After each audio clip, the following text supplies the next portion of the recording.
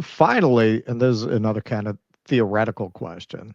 Um, Hmm. so I had a very similar critique of social justice movements and critical theory to your own. Yeah. That's why you got on my radar at that time when that all blew up.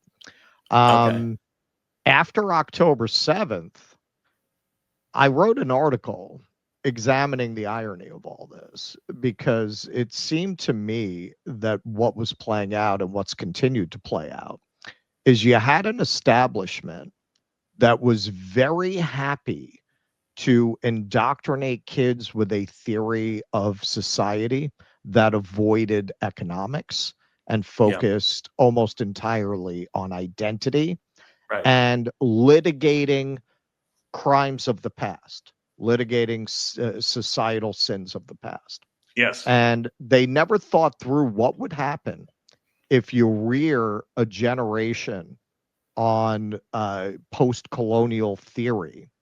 And then this settler colonial project that you support starts committing a Trail of Tears level atrocity in broad daylight.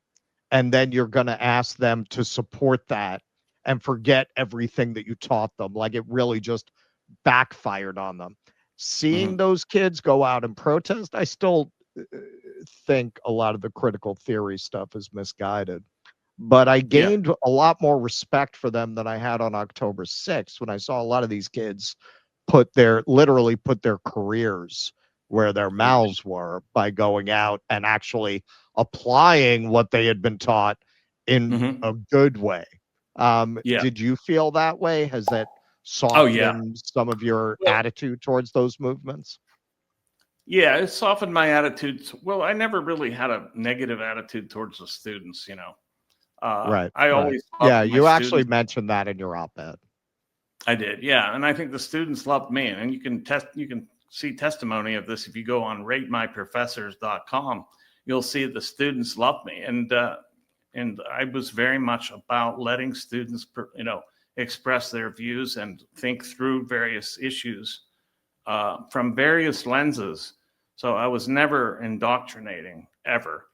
Yeah. Um, but I have had, I did respect the students, and I found it disgusting to see the so-called libertarian right, some of them anyway, and a good deal of the right in general, coming down on these students for their free speech and very applauding their being arrested and all this. Mm. It was beyond appalling. So yeah, I've softened my attitude towards that. I don't know that critical theory, the Frankfurt School, the post-colonial theory, all these things. I think they may have contributed to this, but I do think that most likely it was simply witnessing the horrors that were underway. Right from the beginning after October 7th, just right off the top. Mm. At that time, I might have even supported like Israel doing some sort of at that time, let me make this very clear, doing some sort of like military intelligence operation to find the Hamas operatives and so forth. But now that I know what October 7th really was, I don't hold that view at all. In fact, I think that I think October 7th was partly coordinated through Israel, actually. Yeah, I mean, so much has come out about Yes. Yeah. foreknowledge going back a year before October 7th. Yeah, a year. They Right. had a year in advance. They Right. had the plans. They stood down for 7 hours, and Yeah, then they employed the Hannibal Directive and killed a lot of their own people. I think yeah. probably the Well, majority killed by them, by the when you have IDF. those cars that were blown out at the music Yeah, festival, there's no way people in hang Right. gliders did that. They didn't have Yeah. the And they technology to do buried them. that.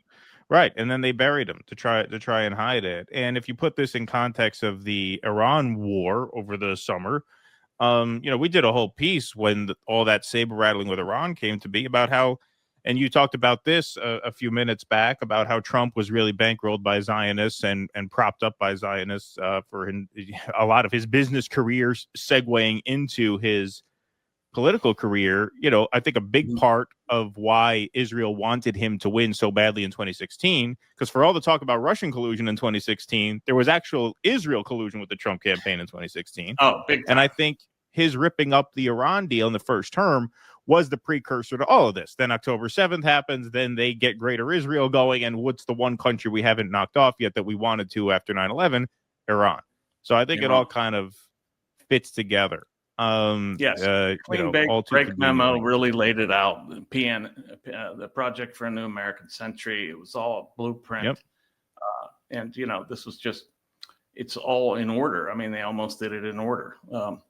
So yeah, I mean, I think the whole Iraq War was at Israel's behest. You had Netanyahu telling Congress, if you take out Hussein, you will do immeasurable good in the region. I mean, unbelievable. And they fell for it, of course. But yeah, I'll leave it at that.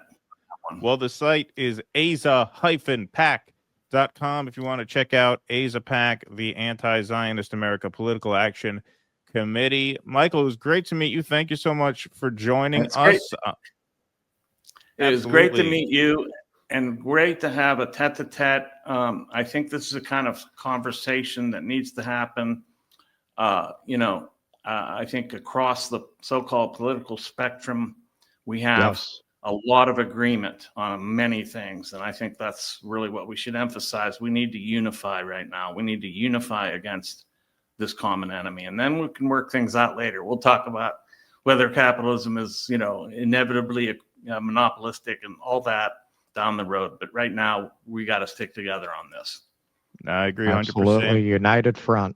Yep. And I commend you having the courage to do this. It's great. And I'm sure we'll talk throughout the year as campaign season heats up and you guys have more candidates that you're backing and these races get more and more interesting. We'd love to have you back as well as maybe some of the candidates who you guys are supporting. So please do keep in touch with us. But it was great to see you today. Thanks so much for joining. Thanks for having me, guys. Appreciate it. Thank you very much. See you later, Michael. Thank you. Please clap.